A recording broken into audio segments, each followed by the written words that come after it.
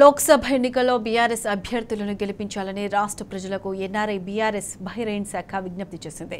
BRS పాలనలో 10 ఏళ్లు జలాశయాలన్నీ నిండుగా ఉన్నాయని, కానీ కాంగ్రెస్ పాలనలో 4 నెలలకే మళ్లీ కరువును చూస్తున్నామన్నారు. పార్లమెంట్లో తెలంగాణ కోసం కొట్లాడేది బీఆర్ఎస్ ఎంపీలేనని, అందుకే బీఆర్ఎస్ ఎంపీ అభ్యర్థుల్ని భారీ మెజారిటీతో గెలిపించాలని ప్రజలకు విజ్ఞప్తి చేసింది ఎన్ఆర్ఐ బీఆర్ఎస్ బహిరైన్ శాఖ. కార్యవర్గ సమావేశం నిర్వహించుకోవడం జరిగింది.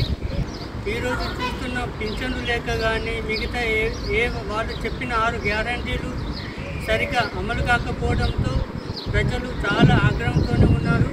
బీజేపీ ఎంపీలు గత పార్లమెంటులో ఒక్కరోజు కూడా మన తెలంగాణ గురించి బాగు గురించి ఏ రోజు కూడా మాట్లాడలేదు.